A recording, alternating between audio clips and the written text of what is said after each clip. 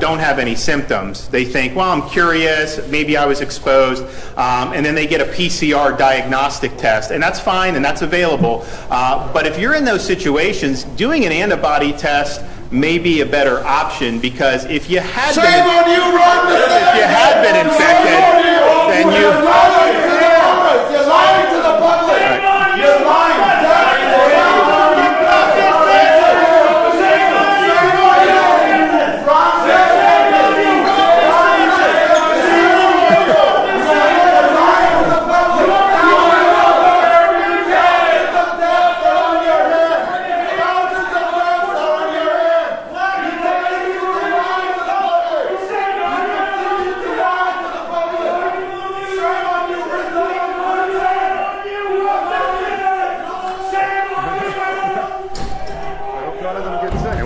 Be defunding the police, so don't worry about that. We're going to be supporting our men and women in law enforcement.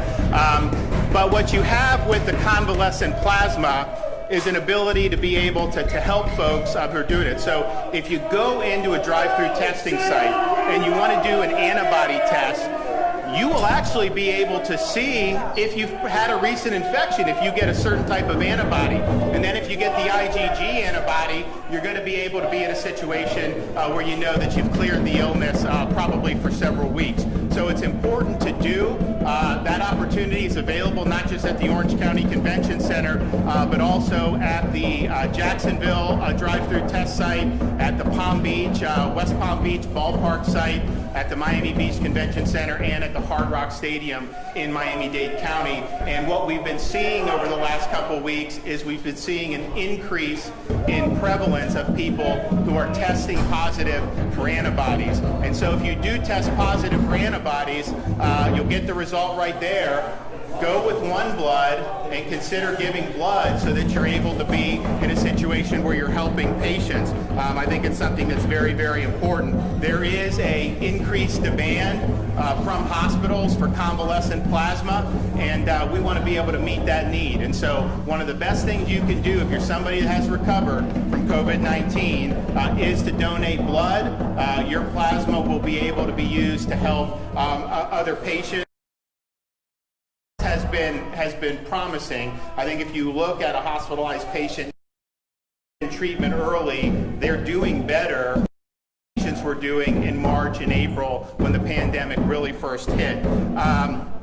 And also important to know, this is just one way that we're able to help folks who need treatment. The other thing that a lot of the physicians have asked for and have been using is the prescription drug remdesivir. This is something that had been controlled basically with the federal government, initially sending it to the health departments, it directly to hospitals. When hospitals started running low on it, they asked me for help, and we were able to do that. And we were able to expedite a shipment 2 weeks ago, and then we expedited another shipment that's arriving in hospitals today, which is important. Remdesivir is similar, and they actually use it in conjunction with convalescent plasma. It's a 5-6 day regimen.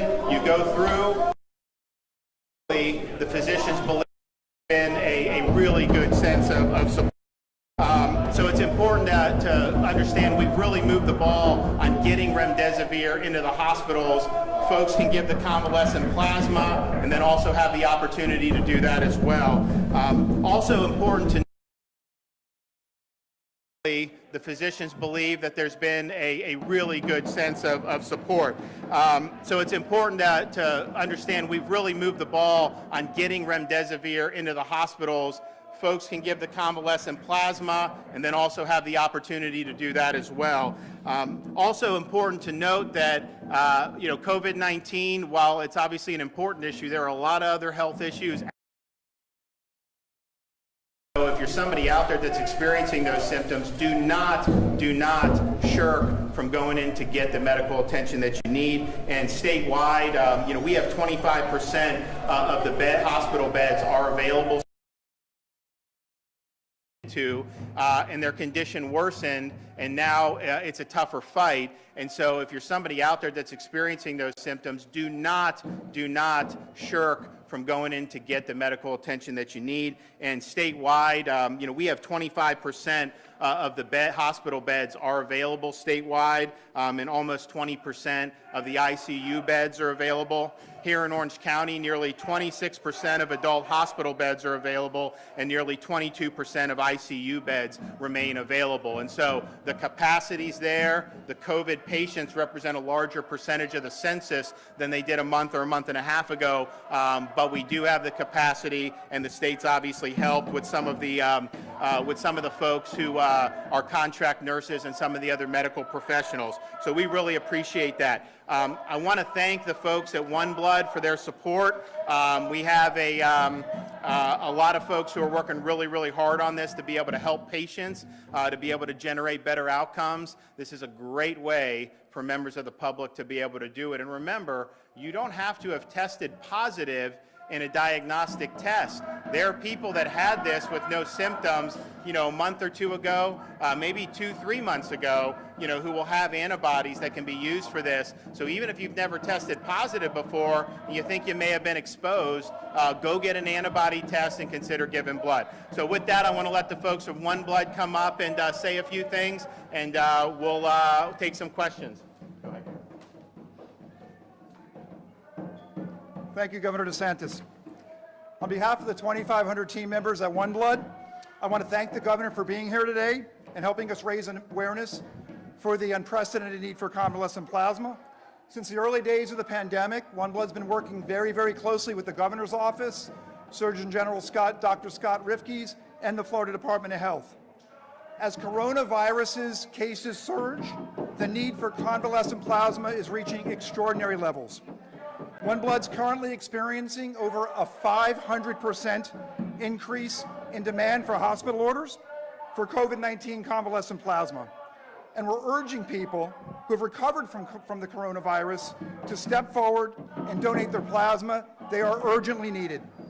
The surge in the number of people being diagnosed with coronavirus has coupled with the fact that hospitals are providing the convalescent plasma earlier in their treatment, which is driving demand to new heights. It's all hands on deck at OneBlood. As quickly as donations come in, we process, we test, and we distribute them and get them out the door, because the demand is currently unprecedented. OneBlood's collecting convalescent plasma 7 days a week, and we are processing and testing 24 hours a day. But it's a revolving door. As quickly as the plasma comes in, it goes back out, because that is the importance of the need at this time. You must register at oneblood.org to donate convalescent plasma. You can't walk into a donor center and donate without registering first and qualifying. Once again, that's oneblood.org. Plasma can be donated every 28 days. So that since there's such a strong ongoing need for convalescent plasma, please go to oneblood.org if you qualify and make donation a habit. OneBlood was one of the first blood centers in the country to start collecting and distributing convalescent plasma. So once again, we are here to do our part to support the critically ill.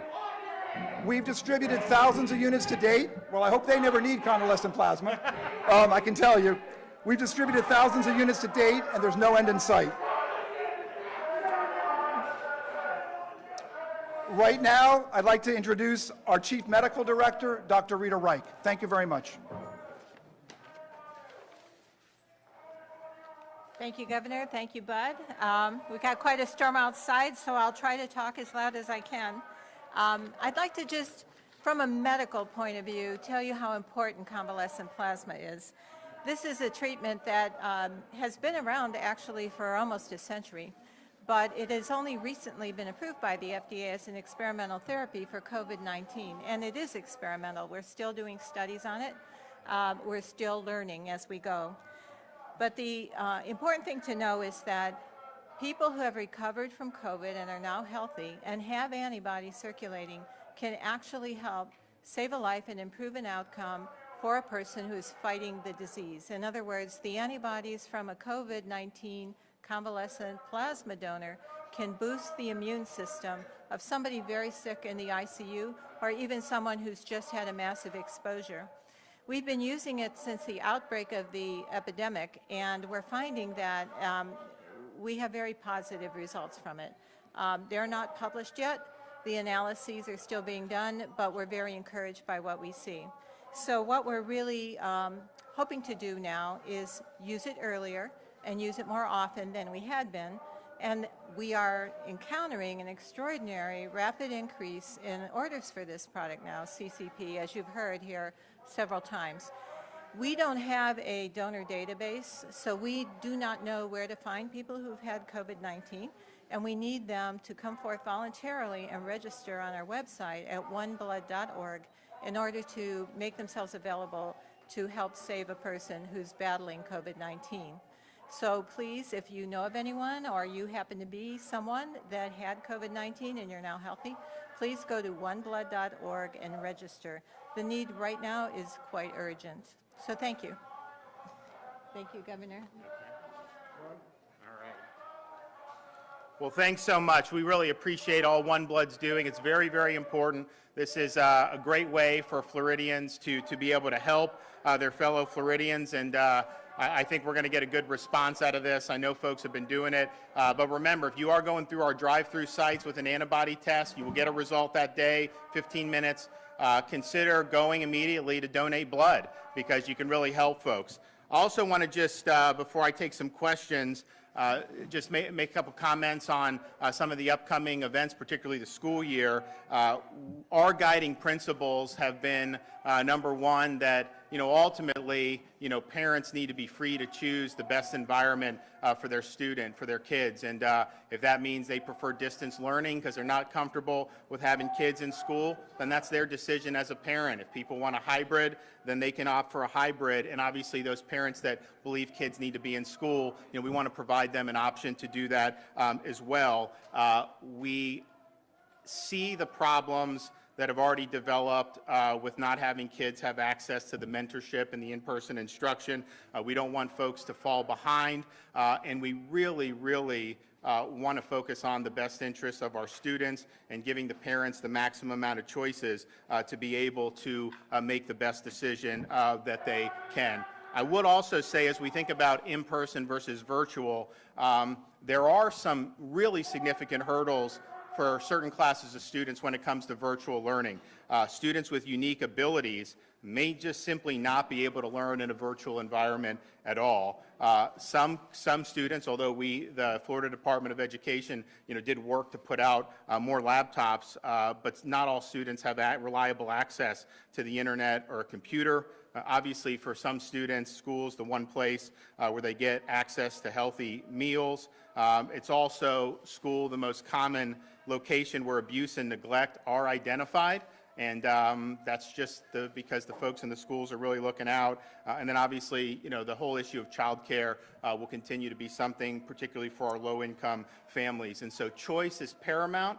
I know that some of the folks here in Central Florida have submitted plans, some of the school districts. And I will say this, if you look at the trends in Central Florida, you look at Brevard, the positivity, that's been in the single digits. You look at Seminole's gotten down. Orange is trending well. Lake, those are all very good signs. You look at the syndromatic indicators in terms of ED visits, those have declined. So I anticipate that to continue. And obviously, as we get into the school year, I think the numbers will be even lower because folks have been doing a really good job. And so we are really looking forward to being able to give parents a choice, and I think that that's the most important thing we can do. And with that, I'll take some questions. Yes, ma'am. WKMG News 6. A lawsuit was filed by a parent and a pregnant teacher calling for a freeze on the reopening of schools.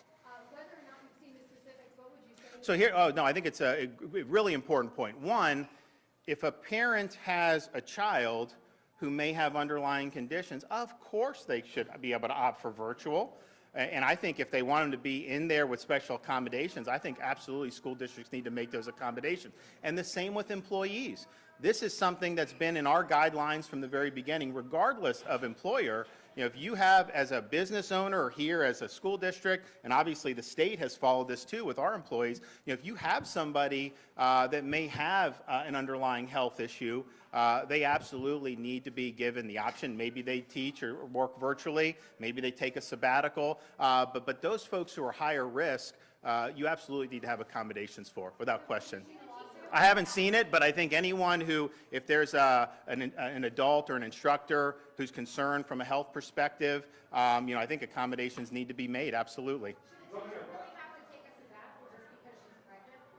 No, you shouldn't have to, but I'm saying if a teacher does not feel comfortable there and they want to maybe do their job distance, if that's what's comfortable, and I think some that maybe have more chronic conditions, not really the pregnant, if they want to basically say, you know what, maybe I just think they should be given as much options as possible. I mean, look, these are unique circumstances. Let's be flexible. Let's try to give parents the choices. Let's try to do what's best for kids, but then let's also recognize that although I don't think that the school children are the primary vectors of spread, you know, any employment situation, you got to take precautions to make sure people are protected.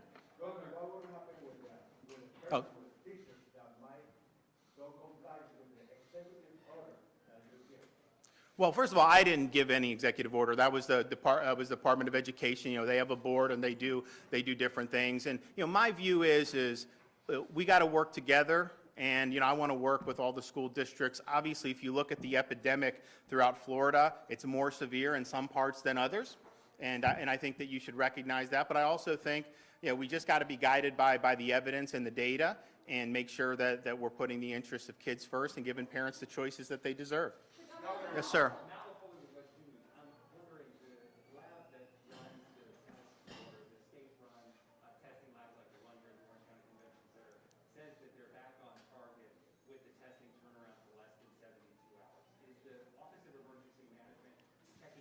Which lab was that? The bioreference lab. Okay. And is the state checking in on that, and what else is the state doing to make sure that testing turnaround is sped up across the state? No, it's a great question. I think we went into this, all the labs were promising when we went into phase 1, 48 hours, and we figured it'd probably be 72. But what's happened is the country is testing more than anywhere else. So they have hundreds, I think it's 700, 800,000 tests a day. And the labs have gotten backed up. So the emergency management, they're going through and they're making changes as they see fit. What we debuted on Friday, and Orange County was one of them, was, see, most of the people that are testing now, and this is fine, but most of the people that are testing now don't have symptoms. Maybe they were exposed, maybe they know a person that got it. Some of them are just curious. I mean, 25% of that are coming through our test sites are just curious. They don't know that they've been exposed, they don't have symptoms, they want to do it, and that's fine too. But we do have people that have symptoms, and you know, you need to know whether you have it or not. And so we started a special lanes for symptomatic people, Orange County, Jacksonville, Broward, and Miami. And those were taken on Friday, package sent. I believe the results are going to come to the people today.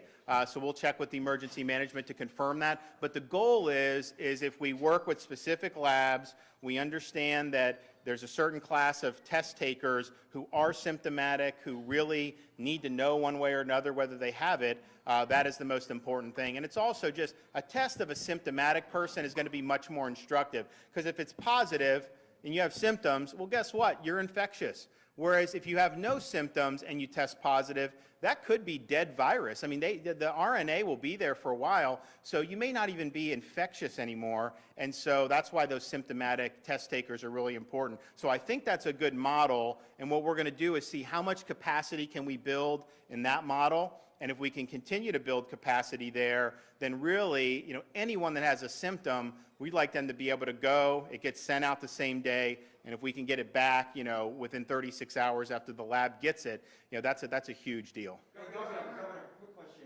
I know that you spoke about the data. First, we'll probably start from you. Yep. You talked about the data and references to the data. And I know there's been a lot of questions as it relates to the Florida Department of Health data. Can you talk to us a little bit about questions or people who may have questions in regards to that data? Some people asking about the state excluding repeat positive but including repeat negative. Well, no, they should not recruit either repeats. So when you do the percent positive for new cases, it's the total number of tests minus those who have previously tested positive, regardless of whether it's positive or negative. So if you've tested positive and you're trying to get out of quarantine and you have 2 negatives, those are not counted. If you test positive, those are not counted because that's not really telling us about anything with the spread. So it's a more accurate barometer because we've had people that have tested positive 5 times, 6 times while they're in isolation, and so that skews it. But then if you test negative twice, you've already had it. That's not necessarily meaning there's more negatives out there either. So that's how it should be done. They should not be counting it. There are issues, so I've asked the Department of Health to follow up. I know it's been reported about some of the labs. Traditionally, they only report the positives. Now with COVID, we've instructed them to do the negatives. Most of them have done it, but I think as has been pointed out, there have been some labs that submitted 100% positives, and there's some labs that are doing that. Now part of it is they want to get the positives out as quickly as possible so that people know, and the negatives can get backlogged. Sometimes they dump a bunch of negatives, but still, if you're actually going to use this percent positive as a metric, you kind of got to get all the negatives there as well. The other thing I've asked the Department of Health to look at is there was a case here in Central Florida where somebody, I think they were in their 20s, and they were in a motorcycle accident, and that was counted as a coronavirus death. And a lot of people are like, how is that possible? You get hit by a car, and then you're attributing it to coronavirus. And so I want them to go back and look. I think, though, the reason that's the case is because what CDC has said is anybody that tests positive, if they then die, that's a death amongst cases. But I think the public should to say, okay, if somebody commits suicide, for example, and then they turn up positive, should that be attributed to the coronavirus? And for the perspective of the state's reporting, they're just going to keep doing it the CDC's way. But at least I think the public should know, how many of those types of fatalities there are. Because, we've had families, who've been a little frustrated that they had maybe an elderly relative who had a really chronic condition, was in hospice, and then got infected in hospice, and then that was being attributed to corona when they had Alzheimer's or some other things. And so people have had questions about it. So I think that it just needs to be, okay, here's what the CDC is requiring, here's what this means, and then here are maybe some instances in which clearly it was somebody that died with rather than died because of. And obviously, most of these cases, you have respiratory distress, you're dying because of. So I'm not diminishing that. But there are some of those cases, particularly when you start talking about things like car accidents, which I think people kind of just scratch their head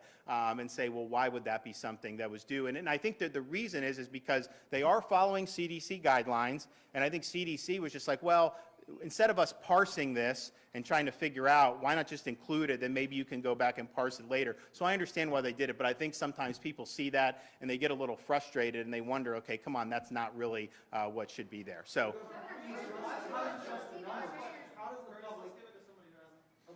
16 different mayors in Volusia are calling for symptomatic lanes, which I know you touched on before. They said they've sent a letter. What would you say to them, these 16 different mayors in Volusia County? So they want a test site just for symptomatic? Symptomatic lanes, yes. Well, we're doing the symptomatic lanes here in Orlando, the Jacksonville, whatever. I think, assuming that we get the test results back in a good order, this may be a model that we expand. And maybe what we can do is some of the test sites be dedicated just for symptomatic. And so if you're symptomatic, what'll happen is you'll get through much quicker because instead of having, this Orange County Convention Center, they've had, I think, up to 2,000 in a day, certainly 1,800. Now, it's gone down a little bit, and I think our test sites have gone down a little bit, which actually is somewhat of a good sign because I think, may mean that we're turning a corner here. But I think it would be something that I would support if we could figure out, okay, which sites are going to be for symptomatic, and then obviously we do want to have access for other folks as well. But like in Miami, they got a lot of test sites down there, and so to maybe dedicate one for symptomatic, maybe dedicate one here in Orange County, and get quicker results, I think a lot of people would really like that. All right, one more question. Yes, sir. Robert Brown, the Fox 35 News. We're hearing from a lot of people that they went to get tested, and left for whatever reason early prior to getting tested, and then are getting a few days later positive test results. Can you explain why this? So I've asked the health to look at that because I've heard it too. if you can give us, if people that have told you that are willing to provide their name, we're interested in investigating this, because it's ridiculous. You know, some people sign up and then for whatever reason they don't go through with the test, and then they just say you tested positive when you were not even swabbed. And I know, like, every time a test is run, there's a lot of money that goes to these labs. I mean, it's $100 a test. But for that to come back positive when there was no specimen submitted is problematic. So I've heard it enough to be concerned about it, and I would just say to the public, you know, if you're somebody that this has happened to, and you're willing to come forward and tell us, give us the details, because I think that needs to be corrected. I mean, how can you just, if somebody's just getting a test result without being swabbed, then what is that saying about some of the other stuff, you know, that's going on? I also want to know, which labs is that happening at? I don't think it's happening at everyone, but if there's one or two that it is, you know, it's a big, big problem. So, okay, well, everybody, donate your plasma. It's very, very important. You can make a difference in people's health and in their lives. Thank you.